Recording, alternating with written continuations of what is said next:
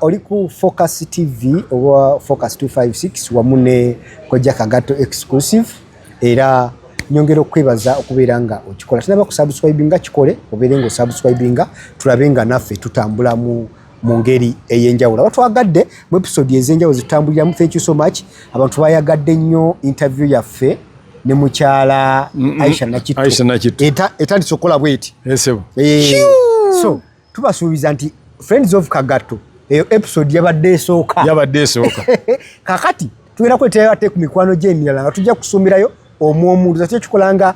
buli mwezi tujja kwetera ngo babiri bo basatu so beera Kojja Kagato exclusive ebintu binene ogenda kubanga obifuna era ngo biraba Kojja unaku leero njagadde twogereko ku nsonga ya abasajja bano oyina erinnya lye wabayise naye saali kutte bulungi Prince Paul Kafeero basudde amani basudde ne Lord Fred Sebatta bannagwano abasatu Kojja nga bwe twavuga seria abo tebaba basatu baba bana twogedde Kafeero twogedde ku basudde twogedde ku Lord Fred Sebatta zimbadde nga ne Kasozi akasozi ye twamulaba naye kati abo bannagwano kakati ndese oli wamugamba wamita Kasimba nga kali ku mpologoma ne kati tuleese embogo tuleese enjovu n'empologoma ate kati anti nemanya nti ate oleza nti embogo n'empologoma n'enjovu lwaki enjovu togiragiranyiza nvubu tutekewo envubu so abasatu bano Kojja njagala obandukire nga twaluka seri ya Kafeero basudde ne Livingstone Kasozi bana ababiri bamu tubamanyiiko ke tubamanyiiko naye ono ate ya Lord Fred Sebatta akyaliwo na mulamu nsaba Kojja abantu bano tutunulemuko ku bintu ebifuula omuyimbi ow'amaanyi era ebintu ebifuula omuntu ali oba gwe tuyinza okugamba nantameggwa oba nakinku abasatu bano bafaanagana ddi baawukana ddi nsaba onzimbire foundation yaabwe Kojja ekikulu bwe tuba twogera ebintu bino yes saagala muntu agambe nti gundi yagambye ono yasinga era tugambye nze bwe mba nnyinnyonnyola nkubuulira buli omu facts enkola ye gye yali akolamu ebintu gwotuwa facts yaali eri yalaba mu Uganda yes oba leero oba nkya oba luli oba abaavaawo Uganda tegenda kuddamu kufuna muntu anyumya kwenkana basoletera tegenda mufuna anyumya kwenkana basudde okay kati ali mutulu balirye kati eyonjovu tugitadde ebbali tusigazza Prince Paul Kafeero ne Lord Fred Sebatta oba nkya oba luli oba mwaka gujja oba byasa bijja oba byasa ebijja nga nze nange nvudde mu nsi tetugenda kufunayo muntu asobola kuba na bigambo biri up to date nga Kafeero mu nnyimba ze tagenda kuddayo kubaawo era tujja kusigala nga tulowooza kuki Kojja bw'oboogera ekyannabbi tukiteeka kuwona oba kuoli ekyannabbi tukiteeka kubasudde naye ebigambo kuba up to date yes nti buli mwaka kati kale buli ssaawa omwaka tukitutewala n'olunaku luba luwanvu buli ssaawa Moses ali bwe yabadde yakafa bw'ati baakubye Walumbe Zaaya ne TikTok yonna kati awo ali up to date okwenkana oyo omujjawo accident bwe zaagwa Walumbe Zaaya gweta Kafeero bwe wabeerawo omuntu nti yakyaye munne bakuba ennyimba za Kafeero kalenda y'omukwano olwo ne batandika n'okukuba oluliro bagamba wuliriza munna akugamba mwennono okyenye olwokola kye wuliriza munna akugamba ne bagamba nti ate n'ebyo byogenza okola byonna isi yali enteekateeka yange webayita Paulo Kafeero yamanya omukwano n'aguteeka wali envubu twagitadde teguliiko kakati awo manya enjovu yes endala yiyo kati simanyi oba nvubu oba ki ali eyo gwomanyi tutaddeyo nvubu oba njovu oba mbogo tulese Lord Fred Sebatta. Lord Fred Sebatta yes Katonda bwe yali akola Lord Fred Sebatta yamukola bubwe oba nkya oba luli oba mukyasa kijja tebagenda kubeerawo omuntu asobola kuyimba ku maka ntambula yaago family related issues kwenkana gundi Sebatta ojja kuwuliriza oluyimba ekyagaza omubi owuliriza oluyimba saakasi owuliriza oluyimba ekyagaza omubi yes owuliriza oluyimba goleti owuliriza oluyimba lwe bayita Oliver owuliriza oluyimba lwe bayita birungi owuliriza oluyimba Gologosa awo mbu amasuuti gange kugamba Gologosa amasuuti gange gyogawanika lwamaka owuliriza oluyimba amaka g'abasomyeko dole y'omwana wange egwawa era andi yonna ereegwa muki mu maka family issues yoyo gwe bayita Lord Fred Sebatta owuliriza oluyimba Abaganda twewemudde owuliriza batuyise embuga kwegamba owuliriza oluyimba buli taito gy'osuulawo maka nalwewuuba onkese buli luyimba lwonaaba ogezaako okuwuliriza ojja kumanya nti omusajja ono ku kiyitibwa amaka family issues azimanyi yeewaawo ye yakwataako kati awo simanyi oba nvubu oba njovu oba mbogo gwe atulaba ali ku mukutu guno gwako Jakakati exclusive ne Focus 256 genda otubuulire ku bano ani njovu ani nvubuuyo ani mbogo kojja abasatu bano bonna nsatule oluyimba dutandika na kuzimba gye bayita intro ntunira mu bana abasatu kojja ani yalina intro enkukunavu kubalala ku mulala gundi omusajja naggambye nti buli lwogeza Hamani basudde yes ku muntu yenna oba owemula ne bagamba nti gundi yantama kuwemula nga naye ekigambo kyowemudde oli agamba nti yawemula ki yagamba nti afaanana ne gundi nti gundi yamugerageranya ku gundi basudde yalina enkola yiye ennyimba ze zonna n'olunaku lwe yajja mu kuyimba oluyimba lwe yatandika nalwo introduction yalwo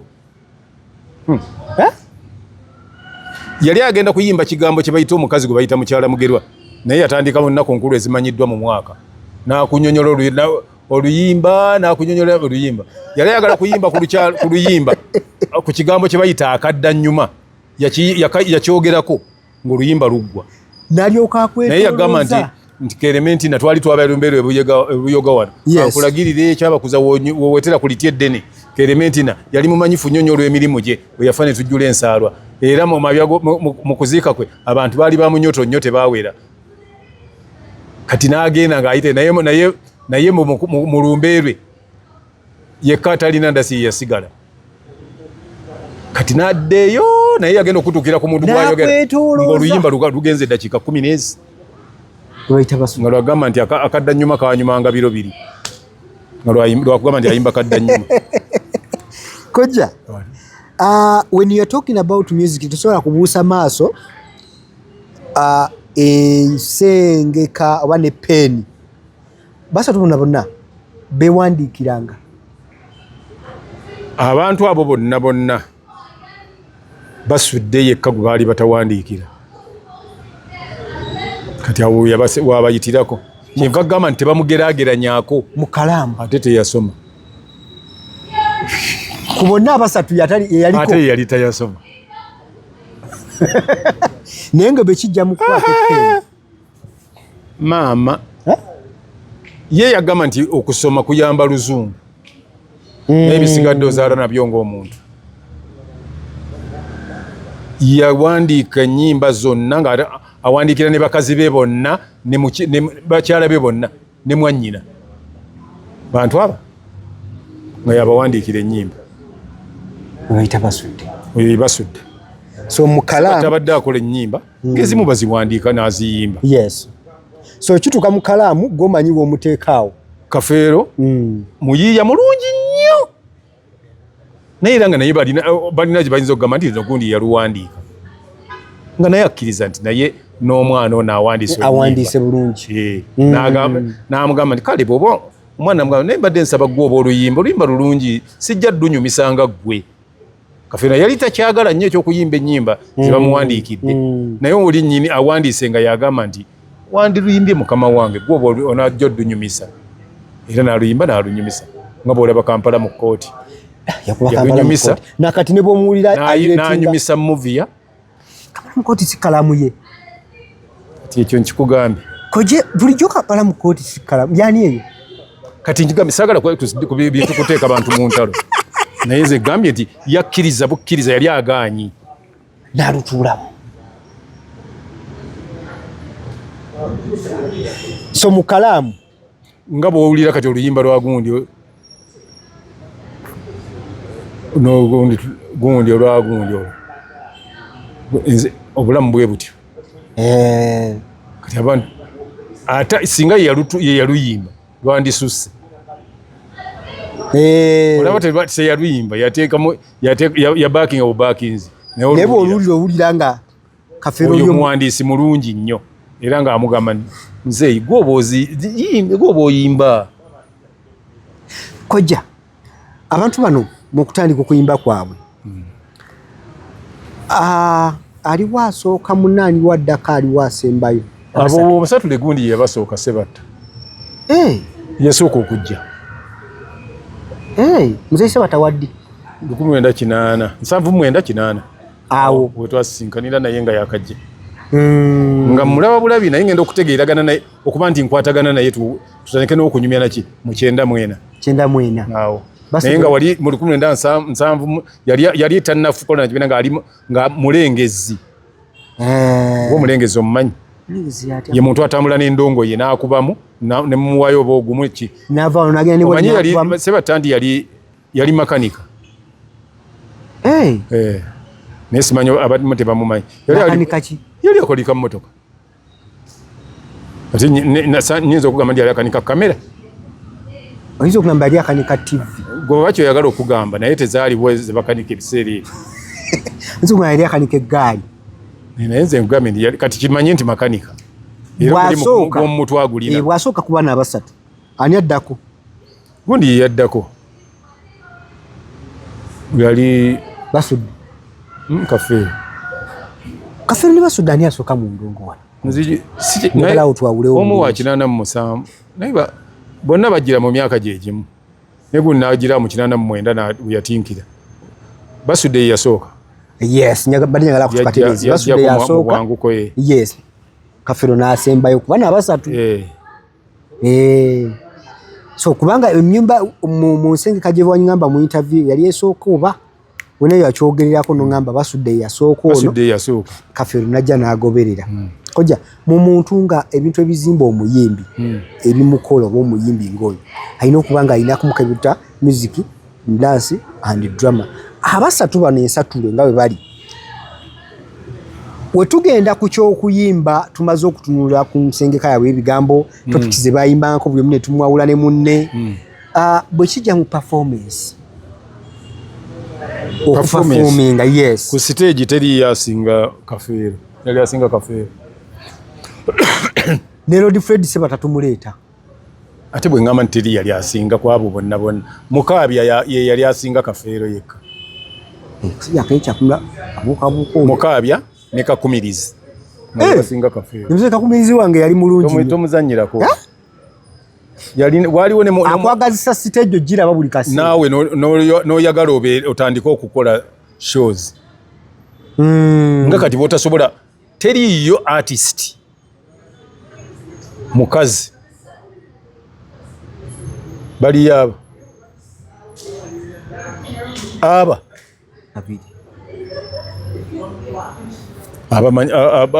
bwe bavuganya batambulira wamu Nantume Justine Nantume senga kati gwe Justine Nantume teri amusinga stage waka omulala bamuyita Chance Nalubega highlight highlight Nalubega abamu bayita Chance bwe kituuka ku stage abo teri abavuganya bakwagazisa okulaba stage oleme kutemya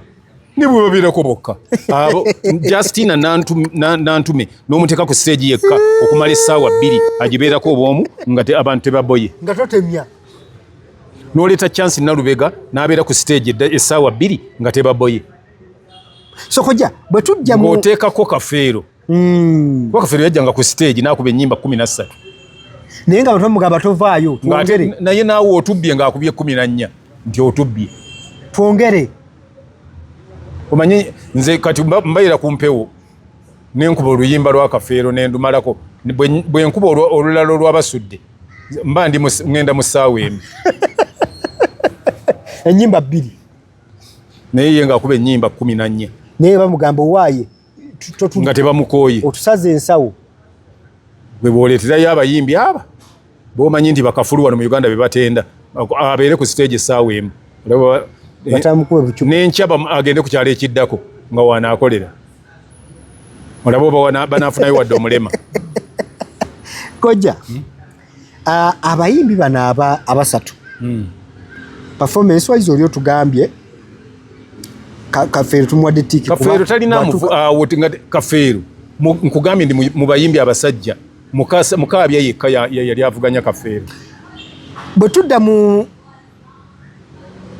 ku technically okujja mu nteekateeka y'ebyuma nga bw'ogamba nti awo ate gundi bwe yayitirawo Kafeero kuba yali akola arrangement ey'ebivuga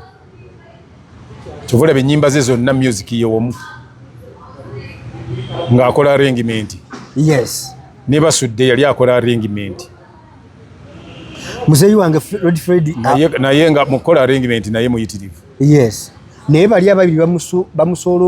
bamusoolobako lwaki lwa stage ye Sebatta alina ekintu kimu ti alina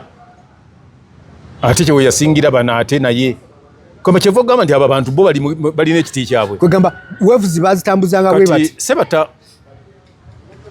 ateeka ekyuma ku stage ng'olowooza byonna bipya yakoppa enkola ya Frigo Sebatta nga atuuka wanaakubira bwe pap toyinza kuwulira kyuma mbwadde halo bishi ebyo tobiwulira ku show ya Sebatta tetucekinga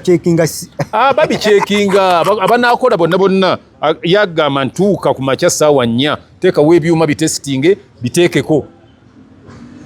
ziwere ssaawa 6 oba omaze okukakasa ti buli kimu kirungi oba tewali byakugezesa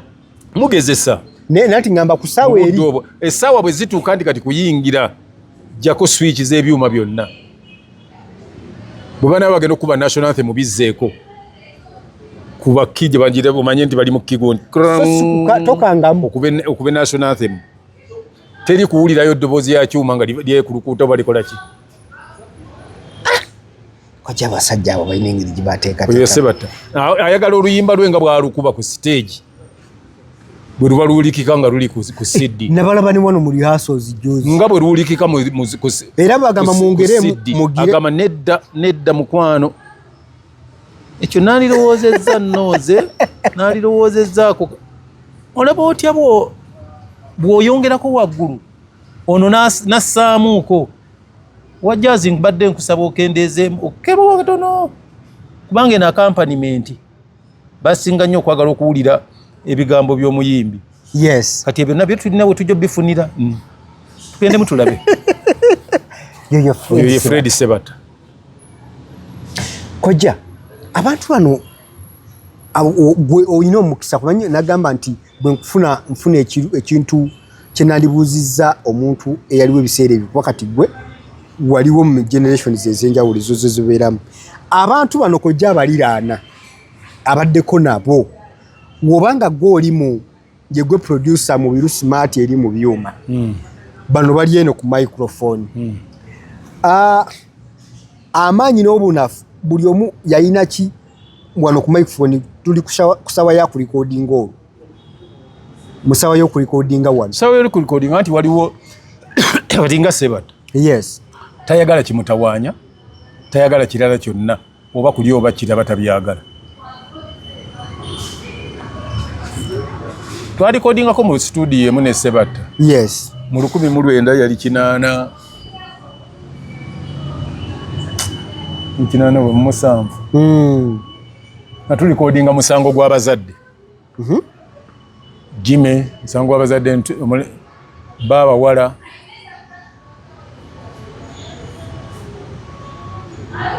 nga mukambwe eri mukazi we ekisusse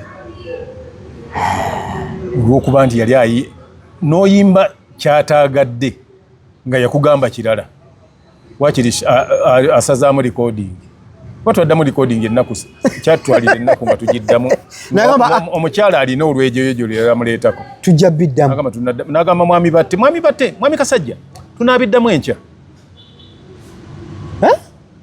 twalinewo ye taata w'abatono gwe mulaba ku TV then nga gwe tuli naye n'agamba sounding ni ya biseera ebyo mwami batte Edmund batte katukomewo n'agamba mwami batte tugambire mwami Kisarale tujja kudda enkya mu studio ate studio ebiseera ebyo yali nzibu tinga mulina kukola one take buli kyemukola kuba tetwalina track machine zaali teziriiwo tukola fenna mwenna buli bivuga byonna era sikyovola Sebata yali ayagala nnyo omusajja bamuyitanga yali mukubi wa bass bamuyitanga Lubalala nga ategeera Sebata nosekutegeera yenna nga lizimu Majanja yes bass Lubalala Solo Sensuwa mugende tujja kudda enkya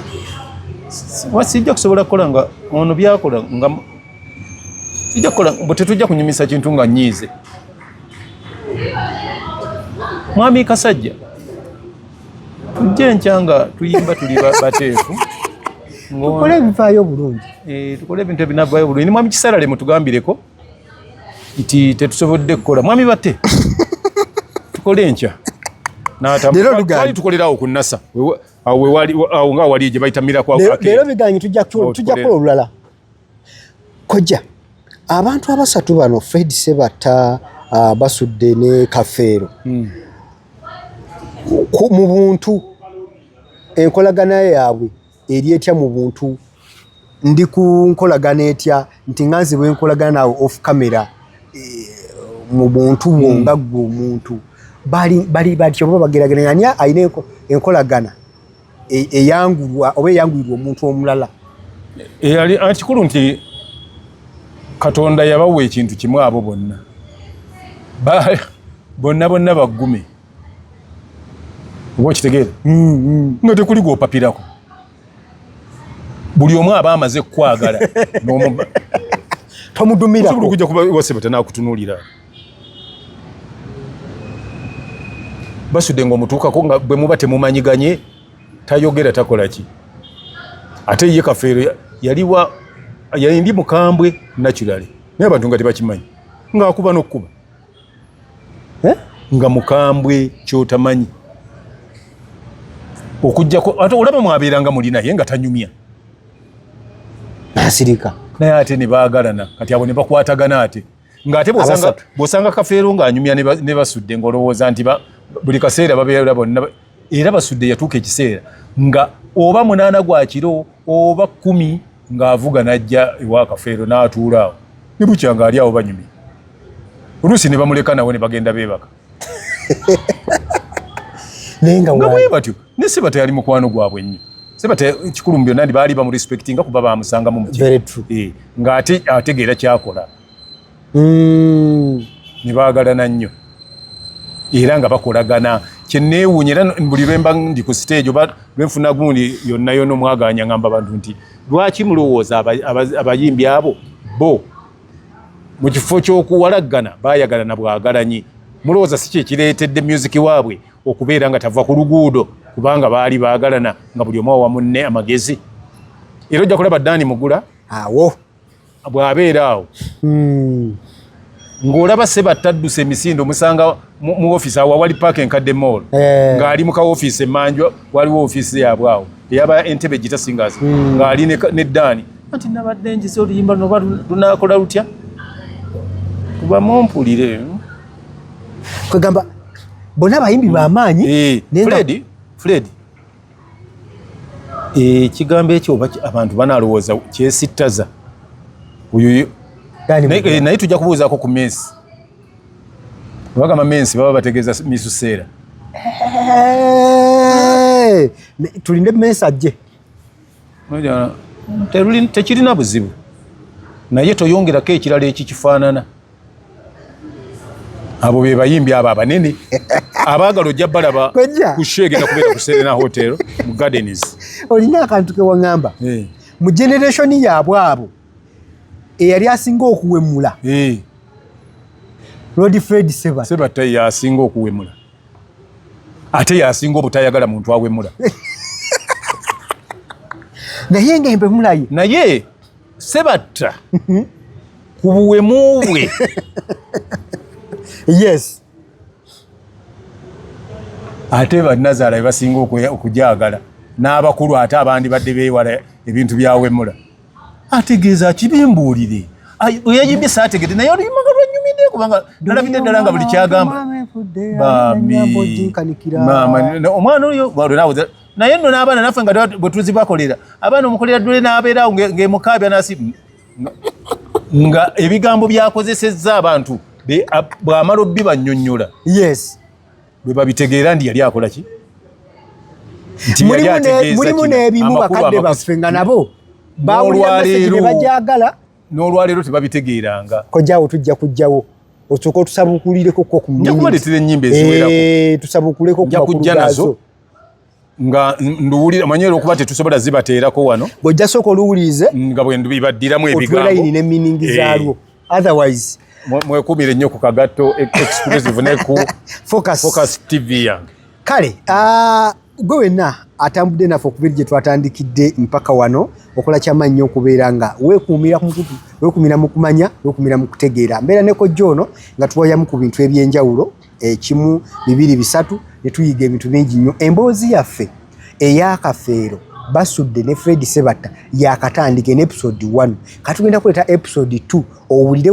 ku makulu g'ennyimba watu tugeregerayo ku nnyimba zaabwe n'amakulu amakusike agaziri mu bingi nnyo byogenda okubawulirako mu episode yaabwe eno nga tugezaako okugitemaatema. Otherwise nze Adde Wilberforce Muyanja mbadde ne kojja Kagatto tusigane mu vidiyo ezijja mu maaso awo.